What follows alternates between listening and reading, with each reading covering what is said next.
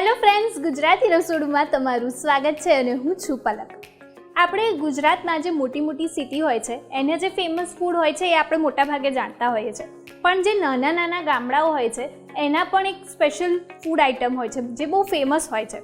બસ એવું જ એક સરસ સ્પેશિયલ ફૂડ આઇટમ બનવાની છે જે આપણને શીખવવાના છે કલ્પનાબેન વ્યાસ. આવો એમને બોલાવી લઈએ. કેમ છો કલ્પનાબેન? બસ મજામાં. તમને કેમ છે? એકદમ મજામાં. ગુજરાતી રસોડુમાં તમારું સ્વાગત છે. Thank you. તો જે તમે કીધું કે આપણે મોટી મોટી સિટીના જે ફેમસ ફૂડ છે એ તો આપણને બધાને ખબર છે મોટા ભાગે, પણ જે નાના નાના ગામ છે એમાં પણ એક સ્પેશિયાલિટી હોય, એમની પણ એક ખાસ વાનગી હોય. એવી એક સરસ મજાની વાનગી બનવાની છે. એ કઈ છે? આજે આપણે કુંભણિયા ભજીયા બનાવશું.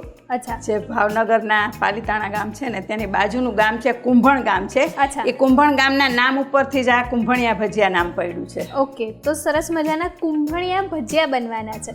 તો એના માટે કયા કયા ઇન્ગ્રેડિયન્ટ્સ જોઈશે? એમાં આપણે મેથી, ચણાનો લોટ, કોથમરી, મરચાંની કટકી, આદુની પેસ્ટ છે, રૂટીન મસાલા છે, તેલ છે અને પાણી છે. ઓકે, તો ભજીયા બનવાના છે, એ પણ કુંભણિયા ભજીયા. આપણે એની શું ખાસિયત છે એ પણ જાણીશું અને બનાવવાની શરૂઆત કરીએ. કુંભણિયા ભજીયાની ખાસિયત તો એ છે કે જે આપણે ઓલા રૂટીન ભજીયા કરતા હોય એ આપણે હાથેથી આમ મૂકતા હોય ડબકાની ગોળે, અને આ છે તે આંગળીના ટેળવાથી જ બનાવાય છે ખાસ કરીને, અને એનેથી જ આમ પાડવામાં આવે છે. ઓકે, હવે આપણે કુંભણિયા ભજીયા બનાવવાની શરૂઆત કરીશું. આપણે 1 વાટકા જેટલી મેથી લેશું, ધોઈને સુધારેલી.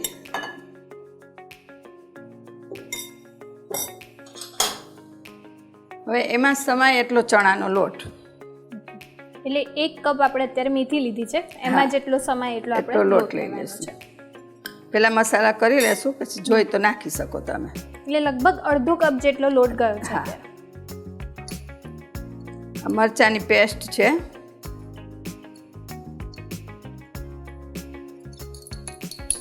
એક ચમચી જેટલું. હા, 1 ચમચી મરચાંની પેસ્ટ, 1 ચમચી આદુ.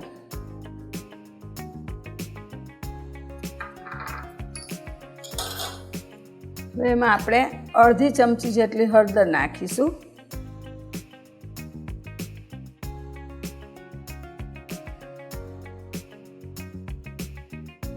અને મીઠું અડધી ચમચી જેટલું. જરૂર લાગશે તો પછી લઈ લઈશું.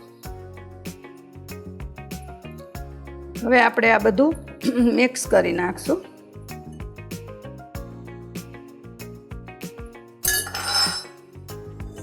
હવે જરૂર મુજબ આપણે પાણી લઈને બેટર બનાવી લેશું.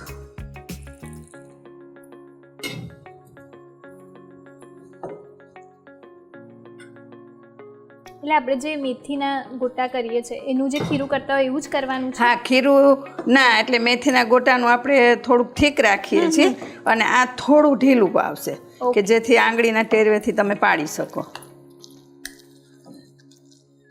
હવે આપણે હાથનો ઉપયોગ કરીએ.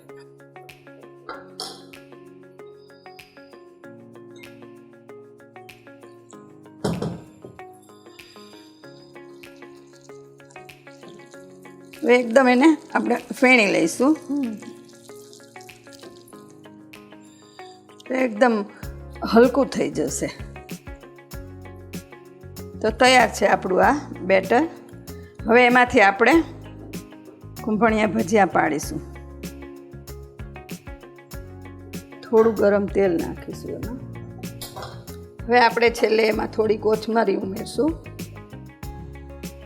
2 ચમચી જેટલી નાખી દઈશું, એટલે એનો સ્વાદ બહુ સરસ લાગે છે. હવે આપણે કુંભણિયા ભજીયા બનાવશું. ખાસ તો આ હાથના ટેરવાથી જે બને છે.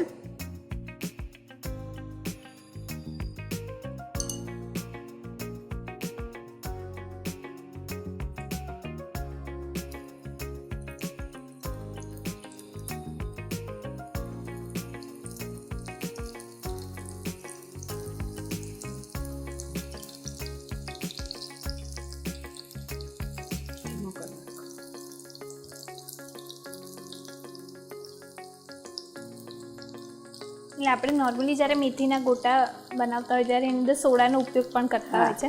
આમાં આપણે નાના નાના જ ઉતારવાના છે એટલે સોડાનો ઉપયોગ એ નથી કરવાનો અને નાના નાના જ બનાવવાના.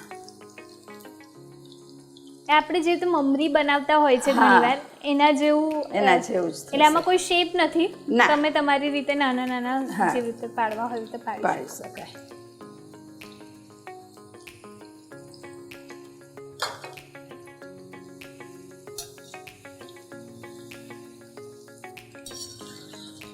હવે આપણા કુંભણિયા ભજીયા રેડી છે. ડીશમાં કાઢી લઈશું. નાના છે એટલે એને તળાતા પણ બહુ વાર નહીં લાગે.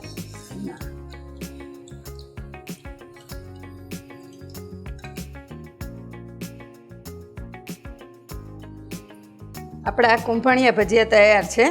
તો કુંભણ ગામના પણ અમારા સૌરાષ્ટ્રમાં ખૂબ જ ફેમસ છે. તો હવે સર્વ કરું છું.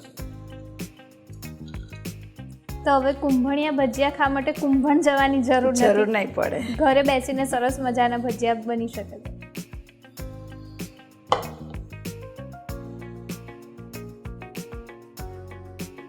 ભજીયા હોય એટલે તળેલા મરચાં તો જોઈએ જ, સરસ લાગે. આપણા કુંભણિયા ભજીયા એની સાથે કોથમરી મરચાંની ચટણી, આંબલી ખજૂરની ચટણી, ડુંગળી અને લીલા મરચાં એની સાથે સર્વ કર્યા છે.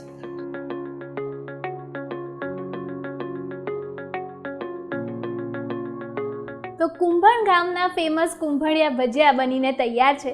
તમે પણ તમારા ઘરે ચોક્કસથી આ રેસીપી ટ્રાય કરજો અને અમને આ વિડીયોના કમેન્ટ સેક્શનમાં જણાવજો કે તમને આ રેસીપી કેવી લાગી. આ વિડીયોને લાઇક કરો, શેર કરો અને જો હજુ સુધી તમે અમારી ગુજરાતી રસોડુની યુટ્યુબ ચેનલને સબસ્ક્રાઈબ ના કરી હોય તો અત્યારે જ સબસ્ક્રાઈબ કરો. કલ્પનાબેન, તમે અમારી ગુજરાતી રસોડુના રસોડે આવીને સરસ મજાના કુંભણિયા ભજીયા અમારા દર્શકોને શીખ્યા એ બદલ તમારો ખૂબ ખૂબ આભાર. Thank you. જો તમે તમારી રેસીપી અમારા ગુજરાતી રસોડુના રસોડે બનાવવા ઈચ્છો છો તો અત્યારે જ તમારી રેસીપી અને તેના ફોટા અમને અમારા WhatsApp નંબર 8238234001 પર મોકલી આપો અથવા તમે તમારી રેસીપી અમને ઈમેલ પણ કરી શકો છો. અમારું ઈમેલ આઈડી છે recipe@gujaratirasodhu.com.